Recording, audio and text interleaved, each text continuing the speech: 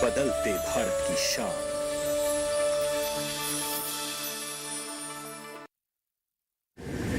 माँ कब आएगा? अभी आएगा। अरे बोलो ना माँ, कब आएगा? बोला ना, अभी आ जाएगा। ये ले, आ गया कुआं। अरे कुआं नहीं माँ, हमारे घर नल से जल कब आएगा? नल से जल? अरे गुड्डी, बहुत जल्दी आएगा पानी। जल जीवन मिशन आ चुका है। हम एक कदम उठाएंगे तो सरकार 10 कदम उठाएगी। सच? तुम्हारे मुंह में घी शक्कर। घी शक्कर नहीं माँ, स्वच्छ जल। 2024 तक देश के सभी 19 करोड़ घरों में पहुंचेगा पीने का साफ पानी। अब होगा हर घर जल। जल जीवन मिशन, जल शक्ति मंत्रालय, भारत सरकार। नई सोच के नई सुबह आई है तेरी अंगनाई में। उठ जाग मेरे धरती के लाल रंग भर अपन।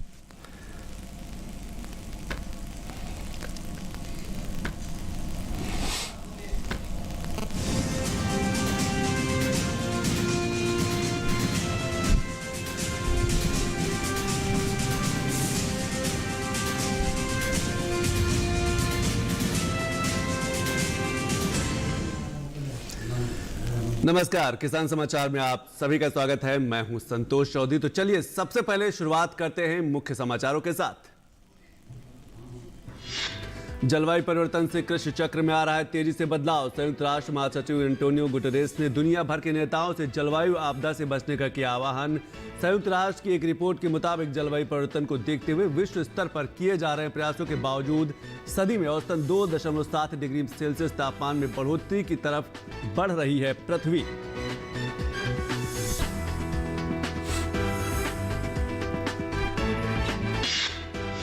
एकीकृत बागवानी विकास मिशन योजना के माध्यम से फूल की खेती करने वाले किसानों को दिया जा रहा है बढ़ावा। देश में फूल की खेती का रकबा बढ़कर हुआ 3 लाख हेक्टेयर। उत्पादन के साथ फूलों के निर्यात का दायरा भी बढ़ा। हालांकि पिछले दिनों बेमौसम बारिश से फूल की खेती को भी पहुंचा है नुकसान।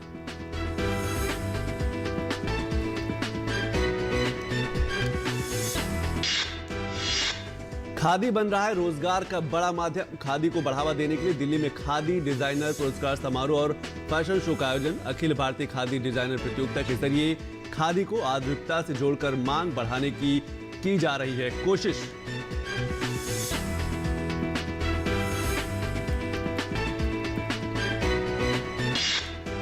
और मनरेगा योजना ग्रामीण क्षेत्र के लिए रोजगार के साथ ही बदलाव का भी बन रही है बड़ा साधन। सीतापुर के मिश्रिख ब्लॉक में मनरेगा योजना ने बदल दी गांव की तस्वीर। मनरेगा श्रमिकों ने अपने ही गांव में बना डाला खूबसूरत पार्क, जो आज बन गया है आकर्षण का केंद्र।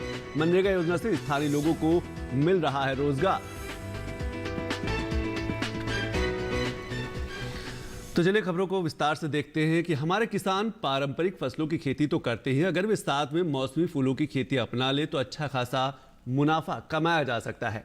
आज के दौर में बढ़ते फूलों के उपयोग ने फूलों की खेती को एक बड़े व्यवसाय का रूप दे दिया है। अपने देश में देसी विदेशी हर तरह के फूलों की खेती की जाती है।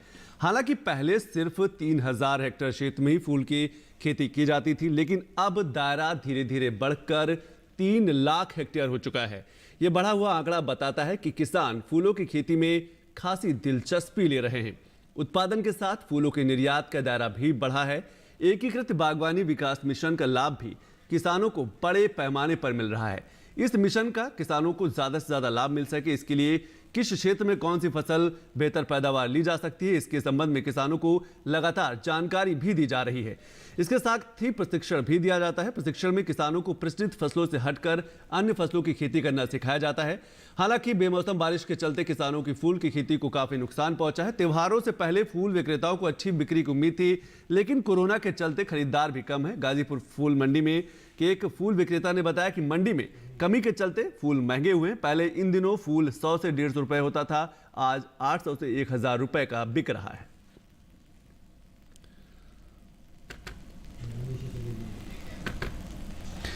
और अब बात करेंगे जलवायु परिवर्तन और उससे जो खेती में प्रभाव पड़ रहा है उसकी। संयुक्त राष्ट्र महासचिव एंटोनियो गुटेरेस ने दुनिया भर के नेताओं से जलवायु आपदा से बचाव का आह्वान किया है।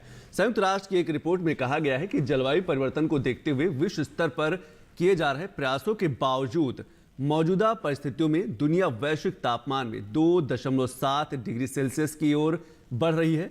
संयुक्त राष्ट्र की अगस्त में जारी एक रिपोर्ट में अगले 2 दशकों में 1.5 डिग्री सेल्सियस को पार करने की चेतावनी दी गई थी। तापमान वृद्धि को 1.5 डिग्री तक सीमित रखना मानवता व पृथ्वी के लिए विनाशकारी दुष्प्रभावों को टालने के लिए बेहद आवश्यक है। गौरतलब है कि जंगलों की आग से लेकर बाढ़ जैसी प्राकृतिक आपदाओं ने दुनिया भर के देशों को प्रभावित किया है। जलवायु परिवर्तन के कारण कहीं सूखा तो कहीं बारिश तो कहीं बेमौसम बरसात जैसे हालात नजर आने लगे हैं। जलवायु परिवर्तन के हर बदलाव में सबसे अधिक प्रभावित खेती होती है। यही वजह है कि फसलों को भारी नुकसान पहुंचता है। कृषि विशेषज्ञों का मानना है कि आने वाले दिनों में जलवायु परिवर्तन में और बदलाव आएंगे और इससे कृषि चक्र में भी बड़ा बदलाव देखने को मिलेगा। और बात करते हैं मनरेगा और उससे बदलाव की। उत्तर प्रदेश के सीतापुर जिले का एक मिश्रिख ब्लॉक है जहां पर मनरेगा श्रमिकों ने एक पार्क बनाया और वो पार्क आज आसपास के जो गांव हैं उनके लिए आकर्षण का केंद्र बन गया है। मनरेगा के माध्यम से 100 दिन का रोजगार तो दिया ही जाता है, लेकिन उस मनरेगा के माध्यम से जो स्थानीय स्तर पर जो विकास किए जाते हैं उसमें भी वहां के लोगों को भागीदार बनाया जाता है। और आज यही नतीजा है कि जो सीतापुर का मिश्रिख ब्लॉक है वहां एक ऐसा पार्क का निर्माण किया है श्रमिकों ने जो एक बड़ा आकर्षण का केंद्र बन चुका है। पेश हमारी खास रिपोर्ट। मोदी सरकार ने हमेशा इस बात पर बल दिया है कि किसान सिर्फ खेती ही नहीं, खेती के साथ भी छोटा मोटा कारोबार करें ताकि उनकी आर्थिक आय बढ़ सके। ग्रामीण क्षेत्र में मनरेगा एक ऐसी ही योजना है जो स्थानीय स्तर पर अनस्किल्ड लेबर को रोजगार देने का काम करती है। पर आपको जानकर हैरानी होगी कि मनरेगा योजना रोजगार देने के साथ ही पंचायती क्षेत्रों को खूबसूरत बनाने का भी काम कर रही है। यह है सीतापुर जिले के मिश्रिख ब्लॉक का एक गांव और इस गांव में यह खूबसूरत पार्क। इस खूबसूरत पार्क ने गांव की तस्वीर बदल दी है। बच्चों को एक जगह मिल गई है खेलने की, बुजुर्गों को टहलने की और पक्षियों को यहाँ के पेड़ों पर चहचहाने की। और ये सब हुआ मनरेगा योजना के माध्यम से। और क्या है मनरेगा मजदूरों ने? मनरेगा योजना का जो मेन उद्देश्य है वो ये है कि जो हमारी गांव में श्रमिक हैं, हमारे अनस्किल्ड लेबर हैं, उनको हम और उनकी मांग के आधार पर जब उन्हें काम की ज़रूरत है हम उनको वर्ष में 100 दिन का रोजगार उपलब्ध कराएं और इसके साथ साथ अस्थायी परिसंपत्तियों का गांव स्तर पर सृजन भी हो। तो अस्थायी परिसंपत्ति में हम लोगों ने अभी एक नया कॉन्सेप्ट, गांव में जनरली खेल का मैदान या पार्क की सुविधा नहीं होती है, ये नरेगा का अनुमन्य कार्य है। तो हम लोगों ने एक प्रयोग के तौर पर विकासखंड मिश्रिख की ग्राम पंचायत बर्मी है, वहाँ खेल मैदान के साथ साथ एक पार्क का भी हम लोगों ने डेवलपमेंट किया है। आज ये गांव पूरे जिले की पहचान बनता जा रहा है। मनरेगा योजना ने गांव के सैकड़ों लोगों को रोजगार दिया और अपने ही गांव को खूबसूरत बनाने का मौका भी दिया। सीतापुर जिला प्रशासन की तरफ से ऐसे ही और भी पार्क बनाने की योजना पर काम किया जा रहा है ताकि स्थानीय किसानों और मजदूरों को भी इस बदलाव का सहभागी बनाया जा सके। गांव से सबसे बड़ा फायदा ये है हमारे, चाहे वो बच्चे हों, चाहे बूढ़े हों, चाहे बुजुर्ग हों, चाहे यंग हों, सभी को एक तो प्रकृति का अच्छा माहौल मिल रहा है यहाँ पे। कि आजकल जो है सुबह मॉर्निंग में जो सब लोग निकलते हैं यहाँ से, अच्छी जो छोटी छोटी बूंदें जो ओस की पड़ती हैं उससे जो नंगे पाँव पे टहलते हैं सभी बच्चे और बूढ़े बुजुर्ग सभी लोग, तो उससे जो स्वास्थ्य का भी बहुत अच्छा प्रभाव पड़ता है उसके ऊपर। ये पार्क सिर्फ एक गांव के लिए आकर्षण का केंद्र नहीं बल्कि आसपास के कई गांव के लोग यहाँ घूमने आते हैं। कहा जा सकता है कि ग्रामीण स्तर पर ऐसे ही विकास के काम होते रहें तो ग्रामीण पर्यटन को भी बढ़ावा दिया जा सकता है। मनरेगा योजना ने इस गांव का रूप और रंग बदलने में बड़ी भूमिका निभाई है। ये जरूरत है कि ऐसे ही आदर्श पार्क मनरेगा श्रमिकों के माध्यम से दूसरे गांव में बनाए जाएं ताकि रोजगार का सृजन हो सके और स्थानीय किसानों और श्रमिकों की आर्थिक स्थिति भी सुधर सके। यहाँ पे हम लोग आते हैं, हमारी बहनें आती हैं टहलने के लिए, सुरक्षित हवा मिलती है, सुरक्षित रहते हैं, शरीर स्वस्थ रहता है, बच्चे आते हैं यहाँ पे खेलने के लिए और यहाँ पे टहलने वाले बूढ़ बुजुर्ग सब आते हैं, अच्छा यहाँ पे लगता है। मनरेगा योजना के तहत 100 दिन रोजगार का लक्ष्य है ताकि गांव के लोग खुद अपने ही गांव के विकास में भागीदार बन सकें। इससे जहां उन्हें ग्रामीण भागीदारी का साझेदार बनने का मौका मिलता है वहीं आर्थिक आय भी बढ़ती है। नवाज़ मेहदी के साथ सीतापुर से दीपक की रिपोर्ट। तो देखा आपने कि मनरेगा के माध्यम से कैसे एक गांव की तस्वीर बदल गई है। मनरेगा में काम करने वाले जो श्रमिक थे उनको आर्थिक लाभ तो हुआ ही, इसके साथ साथ गांव को भी उन्होंने खूबसूरत बना दिया। और अब बात करते हैं मौसम की और देखते हैं कि इस मौसम में जो किसान है अपनी फसलों का कैसे रखें ध्यान।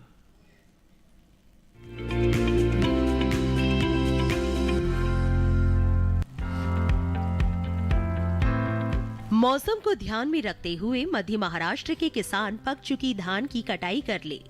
साथ ही यहाँ के किसान बाजरा और ज्वार की कटाई भी जारी रखे। कटी उपज को सुरक्षित स्थान पर भंडारित करें ताकि बारिश के पानी से उपज को नुकसान ना पहुँचे। वहीं पूर्वी विदर्भ के किसान पक चुकी सोयाबीन की कटाई कर ले। साथ ही यहाँ के किसान धान की जल्द पकने वाली किस्मों की कटाई करें। पश्चिमी विदर्भ में खरीफ ज्वार की कटाई जारी रखे। यहाँ के किसान सोयाबीन की कटाई जल्द से जल्द पूरी कर ले। पश्चिमी विदर्भ में अभी के समय कपास की चुनाई भी की जा सकती है। वहीं कोंकण में पक चुके बाजरे की कटाई भी पूरी करे। बात अगर गुजरात की करे तो उत्तरी गुजरात में अभी के समय सरसों, जीरा और सौंफ की बुआई की जा सकती है। वहीं मध्य गुजरात में सरसों और चने की बुआई कर ले। यहाँ के किसान सुबह के समय कपास की चुनाई कर ले। वहीं सौराष्ट्र और कच्छ में सुनिश्चित सिंचाई के साथ चने और सरसों की बुआई करें। इसके अलावा यहाँ के किसान लहसुन की बुआई भी कर ले।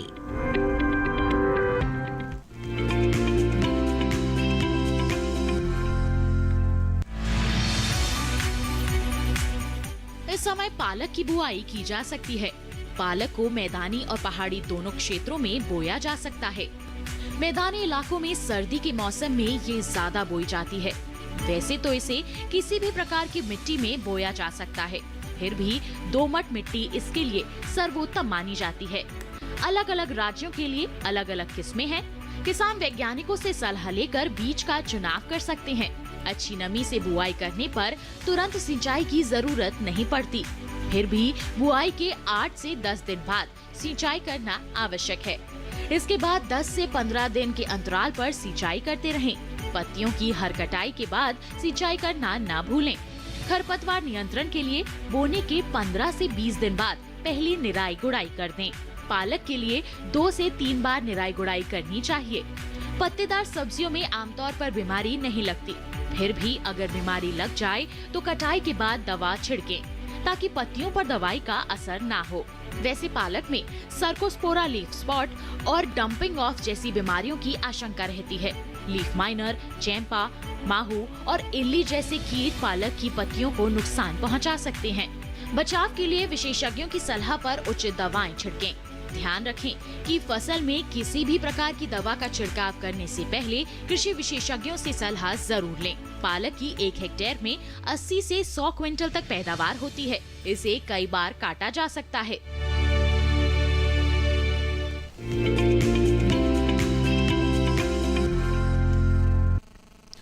और दिल्ली में खादी डिजाइनर पुरस्कार समारोह फैशन शो का आयोजन किया गया। KVIC द्वारा आयोजित अखिल भारतीय खादी डिजाइनर प्रतियोगिता के जरिए देश भर से चुने गए 10 युवा फैशन डिजाइनर के परिधानों को फैशन शो के दौरान प्रदर्शित भी किया गया, जिसमें से 3 शीर्ष डिजाइनरों को सम्मानित किया गया। इस मौके पर KVIC के अध्यक्ष विनय कुमार सक्सेना और MSME मंत्रालय के सचिव BB स्वयं मौजूद रहे। पेश है हमारे संवाददाता गिरीश निशाना की ये खास रिपोर्ट। खादी को बढ़ावा देने के लिए और देश के ज्यादा से ज्यादा युवाओं को खादी से जोड़ने के उद्देश्य से खादी और ग्रामोद्योग आयोग द्वारा अखिल भारतीय खादी डिजाइनर्स प्रतियोगिता का आयोजन किया गया। इस प्रतियोगिता में देश भर से करीब 400 आवेदन प्राप्त हुए, जिसमें सबसे बेहतर 10 डिजाइनरों को अंतिम प्रतियोगिता के लिए चुना गया। इन 10 डिजाइनरों द्वारा खादी के बनाए गए खास परिधान को एक फैशन शो के जरिए नई दिल्ली में प्रदर्शित किया गया।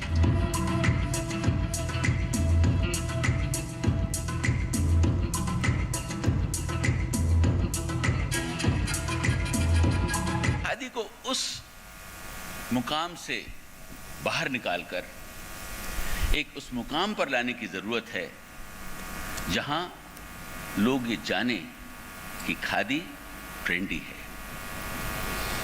और माननीय प्रधानमंत्री जी ने कहा है कि खादी को अब ग्लोबल बनाने की जरूरत है, और ग्लोबल हमें बनाना है तो हमें खादी की डिजाइन्स को बदलना होगा, खादी के अंदर नए नए परिधानों को लाना होगा, डिजाइन इंटरवेंशन करने होंगे और उसके साथ साथ हमारे जो यंग डिजाइनर्स हैं उनको मेन स्ट्रीम में लाना। इन 10 डिजाइनरों में से विजेता रही स्वाति कपूर, जिन्हें इस पुरस्कार के रूप में 10 लाख रुपए की धनराशि प्रदान की गई। उपविजेता ध्रुव सिंह रहे, जिन्हें पुरस्कार में 5 लाख रुपए की धनराशि दी गई। वहीं दूसरे उपविजेता के तौर पर कौशल सिंह और गौरव सिंह को 2-2 लाख रुपए की धनराशि प्रदान की गई। इन डिजाइनरों द्वारा तैयार किए गए परिधानों को KVIC शीघ्र ही खादी के शोरूम में उपलब्ध कराएगा, जहां ये आम लोगों के लिए बिक्री हेतु उपलब्ध होंगे। गिरीश निशाना, DD न्यूज, दिल्ली। और अब बात करते हैं मंडी भाव की और देखते हैं कि देश के अलग अलग अनाज मंडियों में अनाज के क्या क्या हैं भाव।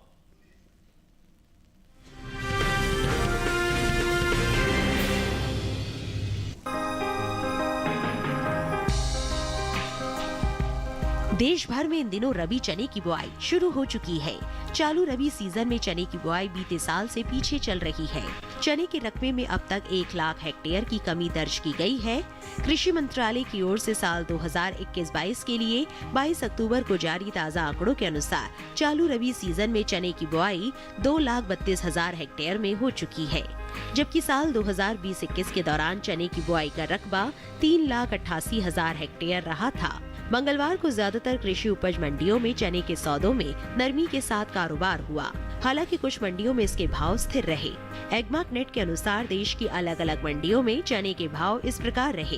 कर्नाटक की लक्ष्मेश्वर मंडी में 25 अक्टूबर को चने का भाव था 4,725 रुपए। 26 अक्टूबर को इसके भाव में 565 रुपए की भारी गिरावट आई और भाव 4,160 रुपए पर आ गया। उत्तर प्रदेश की इलाहाबाद मंडी में इस दौरान चने के सौदों में नरमी दर्ज की गई। यहाँ 25 अक्टूबर को चने का भाव रहा 5,600 रुपए। 26 अक्टूबर को इसके सौदे 100 रुपए लुढ़क कर 5,500 रुपए पर हुए। इसी तरह दादरी मंडी में 25 अक्टूबर को चने का भाव था 5,970 रुपए। 26 अक्टूबर को इसका भाव 50 रुपए टूट कर 5,930 रुपए हो गया। गाजीपुर मंडी में बीते 2 दिनों के दौरान चने के भाव स्थिर रहे। यहाँ 25 और 26 अक्टूबर को चना बिना किसी उतार चढ़ाव के 5,880 रुपए पर बिका। उत्तर प्रदेश की दूसरी मंडियों में चने के भाव की बात करें तो पीलीभीत मंडी में चने का भाव रहा 5,740 रुपए। हरदोई मंडी में भाव रहा 5,760 रुपए।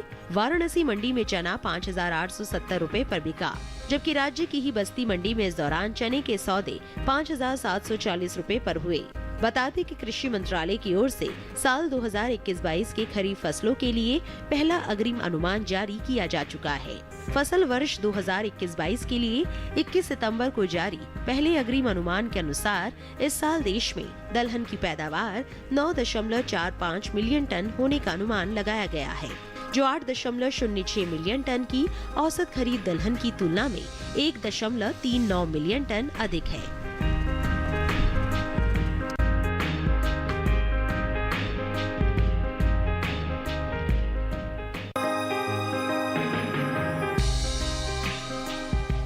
देश भर में इन दिनों रबी गेहूं की बुआई शुरू हो चुकी है। चालू रबी सीजन में गेहूं की बुआई बीते साल से पीछे चल रही है। गेहूं के रकबे में अब तक 6,000 हेक्टेयर की कमी दर्ज की गई है। कृषि मंत्रालय की ओर से साल 2021-22 के लिए 22 अक्टूबर को जारी ताज़ा आंकड़ों के अनुसार चालू रबी सीजन में गेहूं की बुआई 1,000 हेक्टेयर में हो चुकी है, जबकि साल 2020-21 के दौरान गेहूं की बुआई का रकबा 7,000 हेक्टेयर रहा था। उपभोक्ता कार्य, खाद्य एवं सार्वजनिक वितरण मंत्रालय की ओर से जारी ताज़ा आंकड़ों के अनुसार रबी विपणन अवधि साल 2020-21 के दौरान 85,603 करोड़ 57 लाख रुपए के न्यूनतम समर्थन मूल्य पर कुल 433,44,000 मीट्रिक टन गेहूं की खरीद की गई है, जो कि अब तक की सबसे अधिक खरीद है और इससे लगभग 49,20,000 किसान लाभान्वित हुए।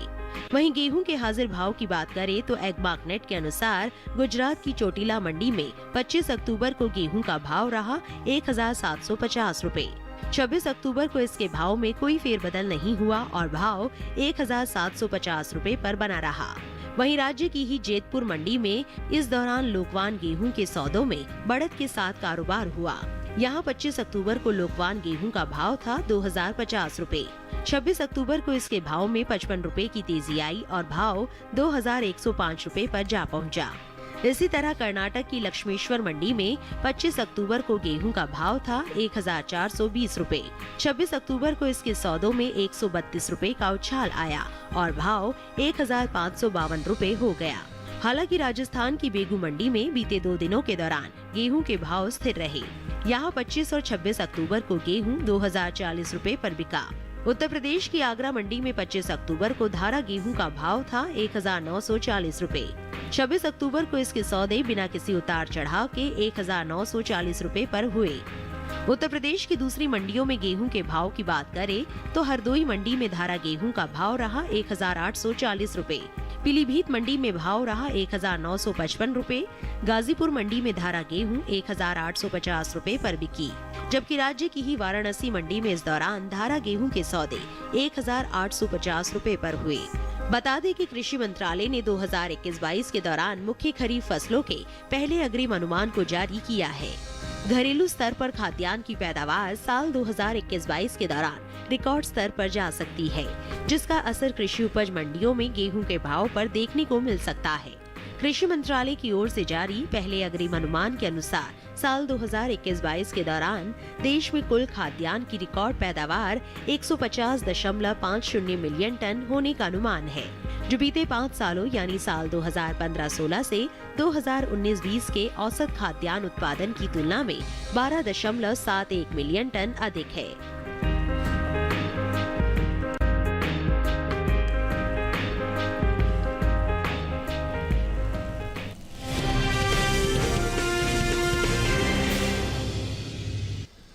और देखा जाता है कि ठंडक आते ही मेथी की मांग ज़्यादा बढ़ जाती है। ऐसे में इस समय जो मेथी की खेती करने वाले किसान हैं वो खेती करते समय क्या क्या सावधानियां रखें, इस पर एक रिपोर्ट देख लेते हैं।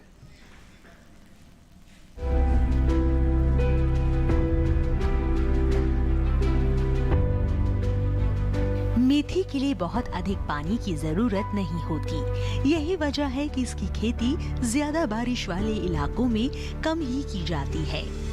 वैज्ञानिकों का ये भी कहना है कि जिन खेतों में मेथी लगी हो उनमें जल निकासी की उचित व्यवस्था होनी चाहिए। इसकी बुआई के लिए दोमट या बलुई दोमट मिट्टी सबसे उपयुक्त होती है। बुआई से पहले खेत को अच्छी तरह जोते और मिट्टी को भुरभुरा बना ले। साथ ही पाटा लगाकर खेत को समतल कर ले। आखिरी जुताई में 100 से 150 क्विंटल प्रति हेक्टेयर के हिसाब से गोबर की खाद मिला दे। मेथी की बुआई में 1 हेक्टेयर जमीन पर 20 से 25 किलो तक बीज लगते हैं। बोने से पहले बीजोपचार भी जरूरी है। खरपतवार नियंत्रण के लिए बुआई के 25 से 30 दिन बाद पहली और 2 महीने बाद दूसरी निराई खुदाई करें। अगर आपके खेत में ज्यादा खरपतवार उगते हो तो बुआई के 1-2 दिन के भीतर ही विशेषज्ञों की सलाह पर उचित दवाओं का छिड़काव करें। ऐसा करने से खरपतवार जमते नहीं हैं। जहां तक बीमारियों का सवाल है तो मेथी में उकठा रोग, पाउडरी मिल्ड्यू यानी चूर्निल आसिता रोग हो सकता है। इसे ग्रामीण भाषा में दहिया भी कहा जाता है। इसके अलावा मेथी को डाउनी मिल्ड्यू यानी मृदोरोमिल आसिता और पत्ती पर धब्बा रोग लगने की आशंका रहती है। इन पर बीजोपचार के जरिए ही नियंत्रण हो जाता है। सब्जी के लिए उगाई गई मेथी की 4-5 बार कटाई होती है, जबकि बीज के लिए उगाई गई मेथी की पत्ती को 2 से 3 बार ही काटते हैं। बीज के लिए फसल मार्च में पककर तैयार हो जाती है। 1 हेक्टेयर में 90 से 100 क्विंटल तक सब्जी ली जा सकती है, जबकि बीज वाली मेथी से 15 से 20 क्विंटल सब्जी और 12 से 15 क्विंटल तक दाना लिया जा सकता है।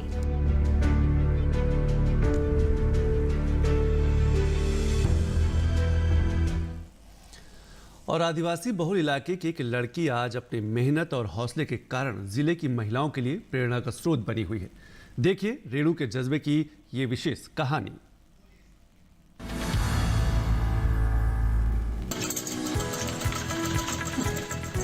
10 बाई 10 की एक छोटे से किराए की दुकान में रेणु सिलाई कढ़ाई कर अपनी आजीविका चलाती है। लेकिन इस दुकान से सिर्फ रेणु का ही घर नहीं चलता, और भी महिलाएं यहाँ पर आती हैं, प्रशिक्षण लेती हैं और एक नई राह पर निकलती हैं। रेनू एक गरीब परिवार से है। उसके पिता मछली बेचकर अपने परिवार का भरण पोषण करते हैं। रेनू एक शिक्षक बनना चाहती थी, लेकिन आर्थिक तंगी की वजह से रेनू किसी तरह स्नातक तक की ही शिक्षा ग्रहण कर सकी। पढ़ाई छूट जाने के बाद 2013 में रेनू ने स्वयं ही आत्मनिर्भर होने की ठानी और स्वतः सिलाई कढ़ाई का प्रशिक्षण पाकर एक प्रशिक्षण केंद्र खोला।